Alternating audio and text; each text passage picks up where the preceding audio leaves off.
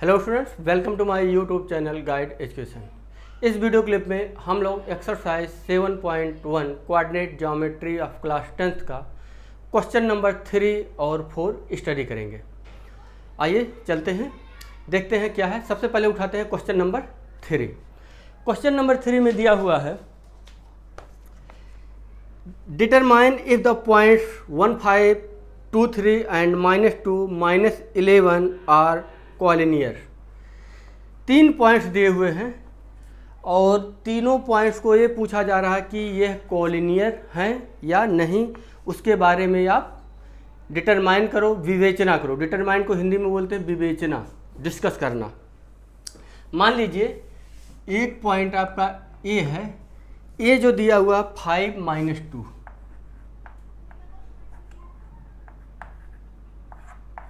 जो बी है, B point है आपका 2 और 3,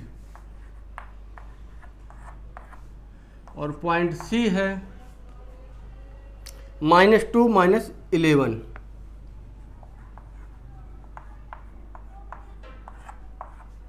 ये 3 पॉइंट्स हैं, तीनों पॉइंट्स के कोऑर्डिनेट्स दिए हुए हैं। अब ये पूछ रहा है क्वेश्चन में कि ये पॉइंट्स जो ए बी सी हैं ये कॉलिनियर हैं या नहीं हैं। क्या है? 1, 5, 2, 3, 1, 5, 2, 3। अच्छा 1, 5 है ना, ठीक है। 1, 5, 2, 3 -2 -11, यही है ना। एक कॉलिनियर है या नहीं है। कॉलिनियर का मतलब पहले समझते हैं क्या होता है। Collinear means straight line. Suppose that, मान लीजिए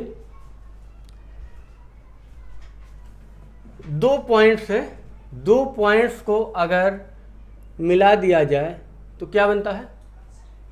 एक स्ट्रेट लाइन बनता है। इसको कोई नाम दे देते हैं P और Q।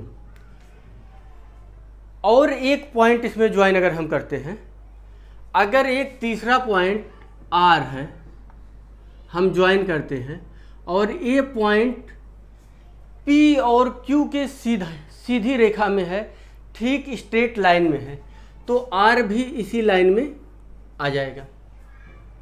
तो हम कहेंगे PQR क्या है? यह एक क्या है? एक कॉलिनियर है। तीनों पॉइंट क्या है? कॉलिनियर है। अब अगर कॉलिनियर की हम बात करें तो अगर PQ और R तीनों पॉइंट कॉलिनियर हैं तो इसमें कंडीशन क्या होता है कि जो पॉइंट PQ है, PQ के बीच का डिस्टेंस बिटवीन PQ, ये सपोज दैट 7 यूनिट है, ठीक। डिस्टेंस बिटवीन QR मान लीजिए 3 यूनिट है, PQ मान लो 7 यूनिट और QR मान लो 3 यूनिट। PQ और QR को अगर हम ऐड कर दें तो क्या मिलेगा?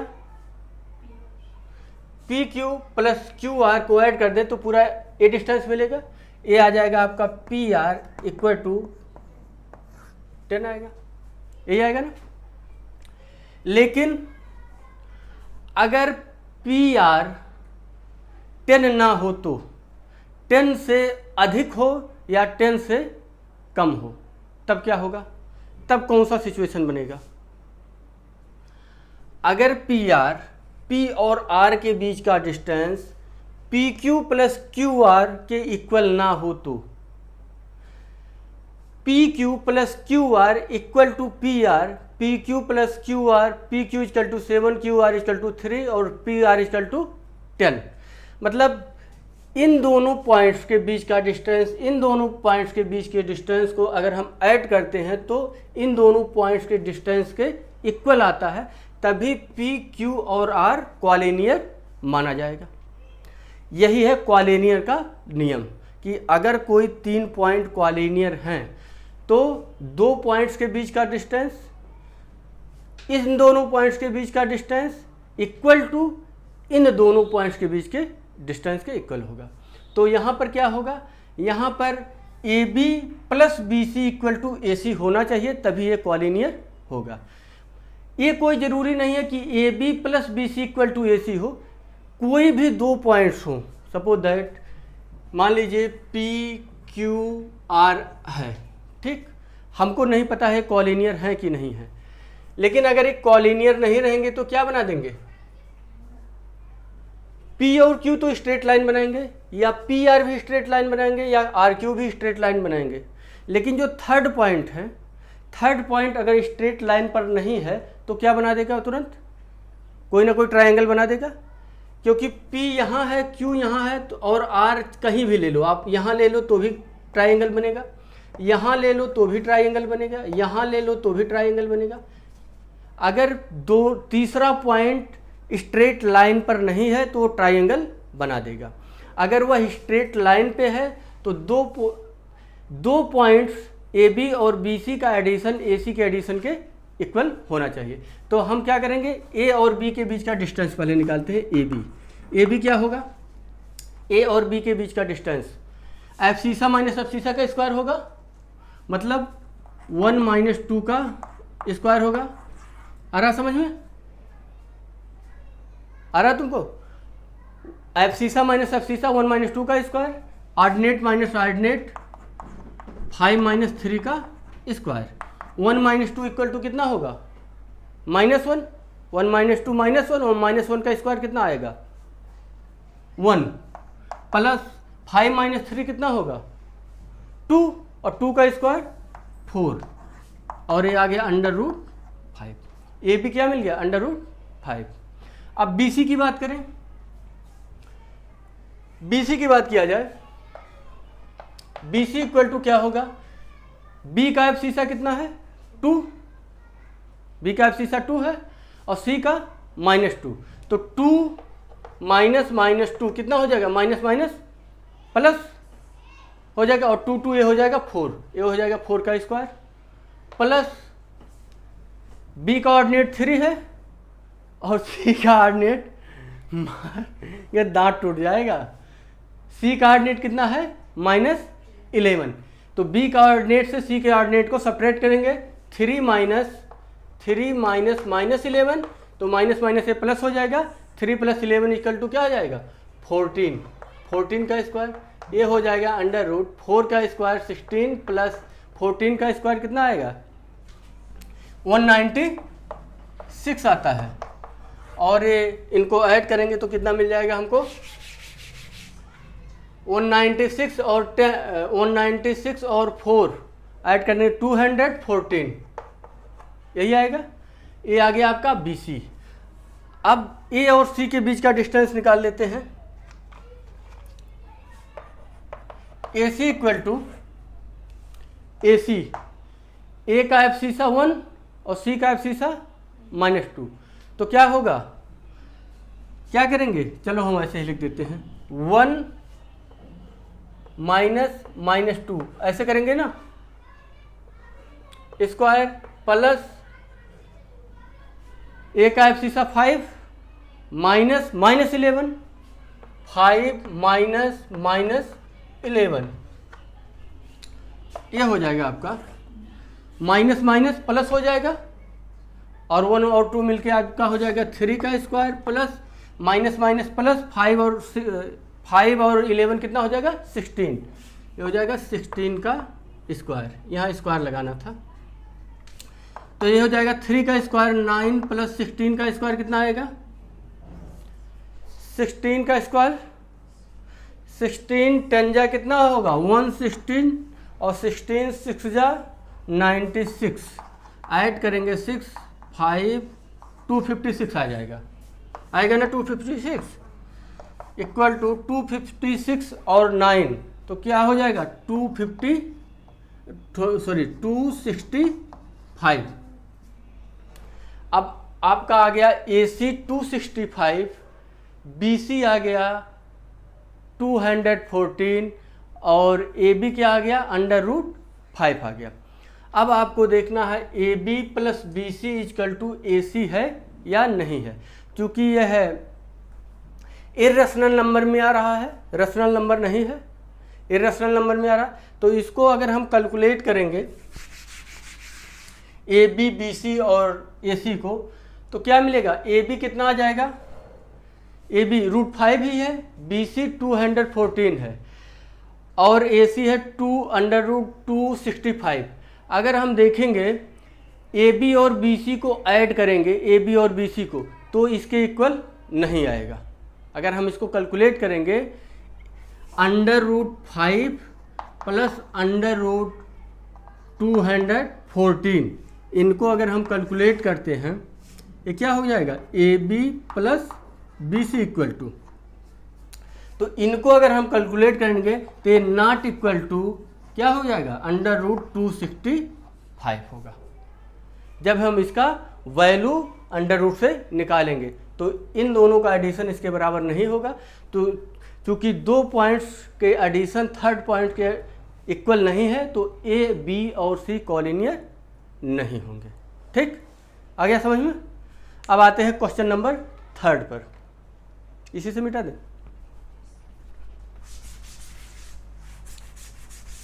आया है तुमको समझ में?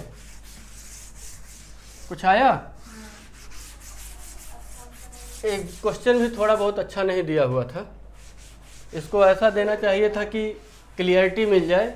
ए B plus B C equal to A C, मतलब रेशनल नंबर आता तो ज़्यादा बढ़िया रहता। अब क्वेश्चन नंबर 4 देखते हैं। क्वेश्चन नंबर 4 भी क्वेश्चन नंबर 3 के इक्विवेलेंट है। क्या है question number 4? Check whether 5 - 2, 6, 4 and 7 - 2 are the vertex of an isosceles triangle. 3 point हैं। पॉइंट्स क्या क्या दिए हुए हैं यहाँ नोट करते हैं। सपोज कीजिए पहले पॉइंट को ए मान लीजिए, A equal to 5 - 2, 5 - 2, B equal to 6 and 4 and C equal to क्या हुआ? 7 - 2। एक कोऑर्डिनेट दिए हुए हैं ए बी सी, और ए बी सी क्या है? ए बी सी एक ट्राइंगल है। कह रहा है ए बी सी एक ट्राइंगल है। ए का कोऑर्डिनेट ए है, बी का कोऑर्डिनेट ए दिया हुआ है और सी का कोऑर्डिनेट ए दिया हुआ है। अगर ए बी सी ट्राइंगल है, ठीक, तो कॉलिनियर में हमने पढ़ा था कि A B plus B C equal to A C अगर हो तो क्या हो जाएंगे? ए बी सी कॉलिनियर होंगे। ट्राइंगल के लिए क्या होगा? A B plus B C not equal to A C. इसके लिए क्या होगा? A B plus B C not equal to A C. इसको हम फिजिकली समझते हैं। मान लीजिए यह एक ट्राइंगल है, सपोज कीजिए, ठीक। इसमें आप देखेंगे जो नीचे वाली साइड्स है, नीचे वाली साइड्स हमेशा इन दोनों साइड के एडिशन से छोटी होगी। लेकिन अगर नीचे वाली साइड को हम थोड़ी और बड़ी कर दें, सपोज करो थोड़ा और बड़ा कर दें, तो अभी भी ये ट्रायंगल का शेप ले रहा है, ठीक।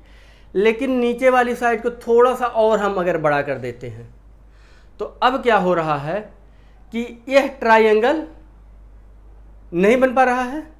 इसका मतलब इन दोनों को एडिशन इसके इक्वल नहीं हो पा रहा है।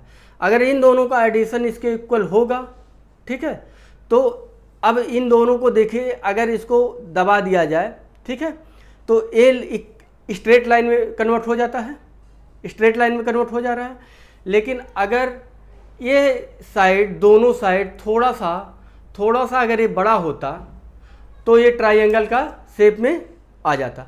तो ट्रायंगल के लिए होना क्या चाहिए? ट्रायंगल के लिए जो दो साइड्स हैं वो किसी एक साइड, दो साइड का एडिशन, जैसे मान लीजिए A B plus B C always greater का साइन है, ग्रेटर देन बी सी, या B C plus A C greater than A B, या A C plus B C, A C plus B C, A C B C लिख दे, ए C plus A B लिख देते हैं, A C plus A B greater than क्या आएगा? B C. मतलब दो साइड का एडिशन हमेशा क्या होगा, थर्ड साइड से बड़ा होगा। मतलब कोई भी दो साइड लेंगे तो थर्ड साइड से वो बड़ा होगा, तभी वो ट्रायंगल के शेप में आएगा, पहली चीज़। दूसरी बात, हम बात कर रहे हैं आइसोसेल्स ट्रायंगल की आइसोसेल्स ट्रायंगल ये बनेगा कि नहीं। तो आइसोसेल्स ट्रायंगल बनाने के लिए क्या चाहिए, आइसोसेल्स ट्रायंगल क्या होते हैं, उनके दो साइड्स, मिनिमम दो साइड्स क्या होने चाहिए, इक्वल होने चाहिए। मतलब जो हम लोग क्वेश्चन स्टडी कर रहे हैं, इस क्वेश्चन के अकॉर्डिंग अगर A B equal to B C होना चाहिए, ए बी इक्वल टू क्या होना चाहिए, बी सी होना चाहिए, या ए B equal to A C होना चाहिए, या B C equal to A C होना चाहिए। मतलब कोई भी दो साइड इक्वल होना चाहिए। ये कोई नहीं है कि यही दोनों साइड इक्वल हो, कोई सा दो साइड अगर इक्वल होगा तो आइसोसेल्स ट्रायंगल इसको बोला जाएगा। तो इनके बीच का हम अगर डिस्टेंस निकाल लें तो क्या हमको ये नहीं पता चल जाएगा डिस्टेंस से कि कौन से साइड्स कितनी बड़ी है और कौन सी साइड कितनी छोटी है। तो इसमें क्या करना है, आपको सिर्फ डिस्टेंस निकालना है। तो अगर हम डिस्टेंस निकालें ए बी तो क्या आ जाएगा, A B equal to, A B क्या आएगा 5 माइनस 6, 5 माइनस 6 का स्क्वायर प्लस -2 माइनस 4 का स्क्वायर, आर्डिनेट माइनस आर्डिनेट का स्क्वायर, क्या आ जाएगा अंडर रूट 5 माइनस 6 क्या होगा -1, 6 माइनस 5 क्या होगा 1, और 5 माइनस 6 माइनस का 1 होगा। जो नंबर बड़ा होता है उसी का साइन लगाते हैं।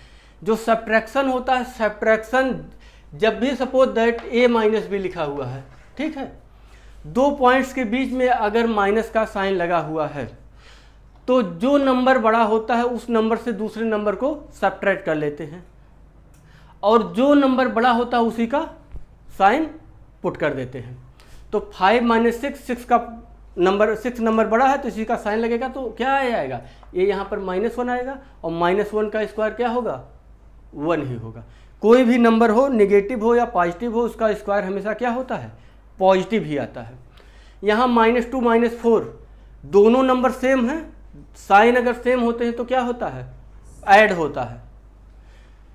देखिए 2 + 2 = 4 क्यों आता है, क्योंकि इस 2 के पहले भी प्लस लगा होता है जो हम लिखते नहीं हैं। तो जब दोनों साइन, दोनों नंबर के साइन सेम होते हैं तभी वो ऐड होते हैं। देखिए एक और फिजिकल एग्जांपल से हम बता देते हैं। जब दो लोगों की सोच, दो लोगों के थॉट्स एक जैसे होते हैं तो क्या हो जाते हैं, एक दूसरे के वो फ्रेंड बन जाते हैं। और दो लोगों के सोच अगर अलग अलग, उनके थॉट्स उनके अलग अलग हैं तो क्या होते हैं, एक दूसरे से दूरी बना लेते हैं। ठीक, तो अगर साइन एक जैसे होंगे तो ऐड हो जाएंगे, और साइन अगर अलग अलग होंगे तो क्या होते हैं, सब्ट्रैक्ट हो जाते हैं। जैसे अगर ये कहा जाए कि 4 - 2 = 2 आता है, कैसे 2 आता है कि 4 का साइन प्लस होता है और 2 का साइन माइनस होता है। तो ये दोनों साइन अलग अलग हैं, तो इसीलिए एक नंबर से दूसरा नंबर सब्ट्रैक्ट होता है। ये बहुत बेसिक चीज़ है जूनियर स्टूडेंट का। तो ये -2 -4 ऐड हो जाएगा, क्या हो जाएगा -6, और कोई भी नेगेटिव नंबर का स्क्वायर हमेशा पॉजिटिव आएगा, तो -6 का स्क्वायर क्या हो जाएगा, -6 का स्क्वायर 36 आ जाएगा। ठीक, और ये हो जाएगा √37। ये आपको क्या मिल गया, ए बी मिल गया। अब आप निकाल लो B C, B C equal to B C, B का एफसीसा कितना है 6, 6 - 7 का स्क्वायर करोगे, बी के एफसीसा से सी के एफसीसा को माइनस कर देते हैं, और क्या करेंगे प्लस बी के ऑर्डिनेट से सी के ऑर्डिनेट को माइनस करते हैं, तो 4 माइनस फिर -2 करेंगे ना, यही होगा। तो ये माइनस माइनस क्या हो जाएगा, प्लस हो जाएगा, लिखते हैं डायरेक्ट प्लस, 4 + 2। आगे क्या हो जाएगा इसके, 6 - 7 -1, और -1 का स्क्वायर 1 प्लस 4 + 2 6, 6 का square 36 = √37। A B and B C equal हो गए। अब हम एक चीज़ और देखेंगे, AC को भी निकालेंगे, यहीं पर रुकना नहीं है। अगर हम ये कह दें कि AB इक्वल टू BC, दो साइड्स इक्वल हो गए तो यह आइसोसेल्स ट्राइंगल होगा। लेकिन अगर तीसरी साइड भी √37 आ गया तो ये आइसोसेल्स नहीं होगा ना। तो ये कौन सा ट्राइंगल हो जाएगा? Equilateral triangle. ठीक है, तो हम AC को निकाल के एक बार देखेंगे यहाँ पर कि क्या आता है। AC equal to AC, A के एब्सिसा से C के एब्सिसा को सब्ट्रैक्ट करेंगे, 5 - 7 इक्वल टू कितना आएगा? -2 का स्क्वायर। आई बात समझ में? आया? 5 - 7 कितना आएगा? -2 आ जाएगा, प्लस -2 -2 ऐसे लिखेंगे ना। ये ऑर्डिनेट -2 है और ये क्या है? ये भी -2 है, लेकिन बीच में एक साइन हमको चाहिए माइनस, तो ये माइनस माइनस मिलके क्या हो जाएगा? ये प्लस बन जाएगा। ये माइनस माइनस आपका प्लस बन जाएगा, तो ये तो जीरो हो जाएगा ना। तो ये तो हो जाएगा आपका जीरो हो जाएगा, और इसका आंसर क्या आ जाएगा? -2 का स्क्वायर क्या आ जाएगा? 4 आ जाएगा। √4 = 2। तो जो आपका AC है, AC not equal to AB and BC, but AB and BC equal हैं। तो इस ट्राइंगल में AB इक्वल टू BC, तो ABC क्या है? आइसोसेल्स ट्राइंगल है। यही बात इसमें क्लियर करनी थी। तो ऐसे क्वेश्चंस जब मिले आपको, तो ऐसे क्वेश्चंस में क्या करना है? आपको तीनों डिस्टेंस निकालना जरूरी होता है। तो ये जो दोनों क्वेश्चन हमने क्वेश्चन नंबर 3 और क्वेश्चन नंबर 4 आपको बताया है, ये सबसे इम्पॉर्टेंट क्वेश्चन है आपके इस टॉपिक का। अगर आपके बोर्ड एग्जाम में जो क्वेश्चन आते हैं, तो क्वेश्चन ऐसे नहीं आएंगे कि P और Q के बीच का डिस्टेंस आपको निकालना है। आपको क्वेश्चन इस तरीके से आएंगे कि 3 पॉइंट क्वालिनियर हैं या नहीं है, कोई ट्राइंगल आइसोसेल्स ट्राइंगल है या इक्विलेटरल ट्राइंगल है, या एक क्वेश्चन इस पर और भी पुटअप हो सकता है कि क्या यह ट्राइंगल राइट एंगल ट्राइंगल है कि नहीं, ये भी पूछा जा सकता है। तो जब राइट एंगल ट्राइंगल की बात आएगी, तो तीनों साइड निकालने के बाद हम लोग फिर क्या करेंगे? हाइपोटेनियस का square equal to base square plus perpendicular के स्क्वायर के अगर बराबर होगा, इक्वल होगा, तो क्या होगा? तो राइट एंगल ट्राइंगल का शेप में आ जाएगा। तो अगर ऐसा क्वेश्चन जब आएगा अगले टॉपिक में, तो उसको भी बताया जाएगा। Thanks for watching my video. अगर आपको वीडियो पसंद आया हो तो वीडियो को लाइक कीजिए, सब्सक्राइब कीजिए, शेयर कीजिए और कमेंट करते रहिए। थैंक्स। 22